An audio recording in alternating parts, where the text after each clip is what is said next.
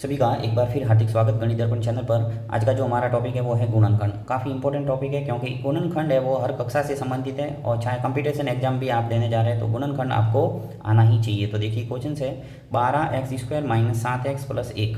ठीक है, इसमें सबसे पहला काम है आपको जो x² है, यहाँ पे देखिए x² आ सकता है, y² आ सकता है, a² आ सकता है, यानी आपके ABCD का कोई भी अक्षर आपको देखने को मिल सकता है। ठीक है, ये है चर और ये है अचर। अब देखो x² के आगे जो भी आपको दिखता है यानी गुणांक जो भी नज़र आता है, यहाँ क्या दिख रहा है मुझे 12। तो सबसे पहला काम है इस 12 का जो गुणा है वो आपको करना है लास्ट वाले पद अक्षर पद से यानी 1 से।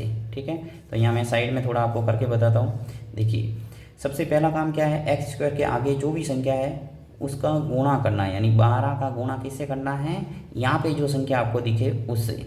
यानी व्यापक जो पद है द्विघात बहुपद मैं आपको लिख के बताता हूँ, ax² + bx + c।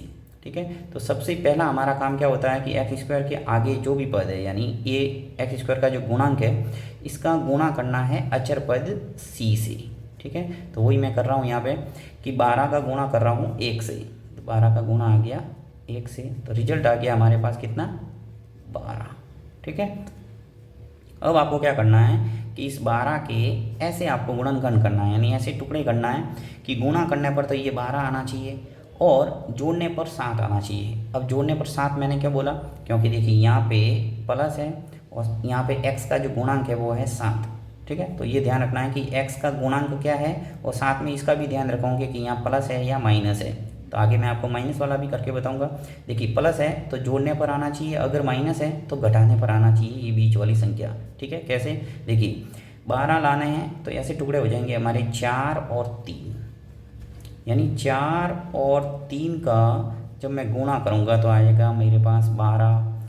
4 और 3 को जोड़ूंगा तो आएगा मेरे पास 7। यानी आपको ये जो 12 है इसके टुकड़े 4 और 3 होते हैं और 4 और 3 का गुणा करना है तो 12 आता है और 4 और 3 को जोड़ते हैं तो आते हैं 7। तो आपको ये जो 7x है इसके स्थान पर 4 और 3 को रिप्लेस करना है। कैसे, देखिए यहाँ पे 12x² सेम का सेम लिखूँगा 12x², इसमें कोई चेंज नहीं। ये जो माइनस का 7x है यहाँ पे हमें लिखना है 4 और 3 ये टुकड़े। ठीक है, जो भी आपने प्राप्त किए, तो -4x और माइनस का 3x। देखिए यहाँ पर अगर माइनस है तो आपको -4x और -3x ही लिखना पड़ेगा, क्योंकि माइनस के 4x और माइनस के 3x जुड़ेंगे तो आ जाएगा हमारे पास माइनस का 7x। ठीक है, और प्लस का 1 पीछे ऐसा का ऐसा। इस स्टेप से इस स्टेप को वापस चेक करना है कि इस स्टेप से वापस ये आ रही है या नहीं है। देखिए 12x² सेम का सेम, माइनस का 7x है तो माइनस के 4x और माइनस के 3x, माइनस माइनस जुड़ता है तो -4x और -3x जुड़ेंगे तो क्या आएगा माइनस का 7x, प्लस का 1 ऐसा का ऐसा। अब आपको दो दो पदों के अंदर कॉमन लेना है। देखिए कॉमन का मतलब है कि सेम संख्या का दोनों पद के अंदर भाग जाना चाहिए, तो 4 का भाग इसमें भी जाता है और इसमें भी जाता है तो 4 बार आ जाएगा।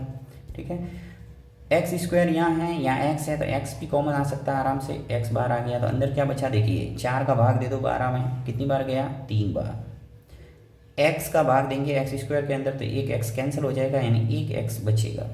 ठीक है, फिर देखिए माइनस, ये माइनस 4x में 4x का भाग दिए, 4x मैंने कॉमन ले लिया पूरा, तो 4x में 4x का भाग देंगे तो क्या आ जाएगा 1। ठीक है, तो इन दोनों पदों का हमारे काम हो गया। अब इनकी बारी, यहाँ से कॉमन देखो क्या आ रहा है, तो यहाँ पे कोई कॉमन नज़र नहीं आ रहा है, तो कोई कॉमन नज़र नहीं आया तो आपको एक कॉमन लेना है। राइट, तो यहाँ से देखिए माइनस है तो माइनस आई गई और मैं एक कॉमन ले लूँगा क्योंकि एक का भाग सब में जाता है। एक का भाग देंगे 3x के अंदर तो 3x ऐसा का ऐसा आएगा, एक -1 का भाग देंगे 1 के अंदर तो माइनस का 1 आ जाएगा। ठीक है, यानी माइनस बाहर लिया है तो अंदर जो प्लस है वो किस में चेंज हो जाएगा, माइनस में।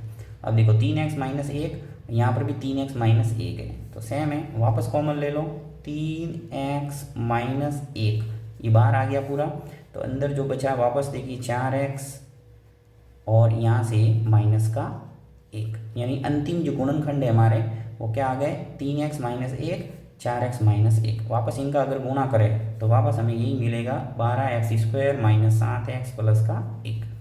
तो इसके अंदर जो इम्पोर्टेंट बात है वो यही है कि आपको टुकड़े प्राप्त करना, अगर टुकड़े निकालना आपने सीख लिया तो आराम से गुणनखंड कर सकते हैं।